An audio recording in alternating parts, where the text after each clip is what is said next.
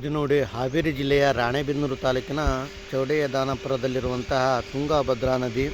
ಇಂಥ ಮಳೆಗಾಲದಲ್ಲಿ ಸಹ ಇದು ಬತ್ತುವ ಒಂದು ಸನ್ನಿವೇಶ ನಿರ್ಮಾಣವಾಗಿದೆ. ಅಷ್ಟೊಂದು ಭೀಕರ ಒಂದು ಬರಗಾಲದ ಛಾಯೆ ಈ ಬಾರಿ ರಾಜ್ಯದಲ್ಲಿ ಕಾಡ್ತಾ ಇದೆ. ಈ ನದಿ ಈ ಹೊತ್ತಿನಲ್ಲಿ ತುಂಬಿ ಹರಿಯಬೇಕಾಗಿತ್ತು, ಆದರೆ ಮಳೆಯ ಕೊರತೆಯಿಂದಾಗಿ ನೋಡ್ರಿ ಈಗೆಲ್ಲ ಬರಿದಾಗಿಬಿಟ್ಟಿದೆ. ಇದೆಲ್ಲ ಫುಲ್ ನೀರು ಇರ್ತಾ ಇತ್ತು. ಆದರೆ ಈ ಬಾರಿ ಇಲ್ಲೆಲ್ಲ ಒಟ್ಟು ನೀರು ಖಾಲಿಯಾಗಿ ಕೇವಲ ಸ್ವಲ್ಪ ಗುಂಡಿಗಳಲ್ಲಿ ಮಾತ್ರ ನೀರು ಉಳ್ಕೊಂಡಿದೆ. ಇಲ್ಲೆಲ್ಲ ಖಾಲಿ ಇರುವ ಪ್ರದೇಶಗಳಲ್ಲಿ ನದಿ ನೀರು ಹರಿಬೇಕಾಗಿತ್ತು. ಆದರೆ ಈ ಬಾರಿ ಜುಲೈ ತಿಂಗಳು ಬಂದರೂ ಸಹ ನೀರು ಬಂದಿಲ್ಲ. ಇದರಿಂದಾಗಿ ಮುಂದಿನ ದಿನಗಳಲ್ಲಿ ರೈತರಿಗೂ ಮತ್ತು ಜನಸಾಮಾನ್ಯರಿಗೆ ಕುಡಿಯಲಿಕ್ಕೆ ತುಂಬ ಕಷ್ಟ ಆಗುತ್ತೆ.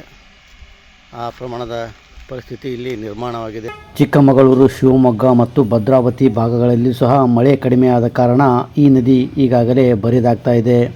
ಯಾಕೆಂದರೆ ಬರದ ಛಾಯೆ ರಾಜ್ಯಾದ್ಯಂತ ಕಾಡುತ್ತಿದೆ ಅಂತ ಇದರಿಂದ ನಮಗೆ ಗೊತ್ತಾಗುತ್ತೆ. ಫ್ರೆಂಡ್ಸ್, ನಿಮ್ಮ ಊರಲ್ಲೂ ಮಳೆಯಿಂದಾಗಿ ನದಿ ಕೆರೆಗಳು ತುಂಬಿ ಹರಿತಾ ಇವೆ ಅಥವಾ ಇಲ್ವಾ ಅನ್ನೋದನ್ನು ಕಾಮೆಂಟ್ಸ್ ಮಾಡಿ.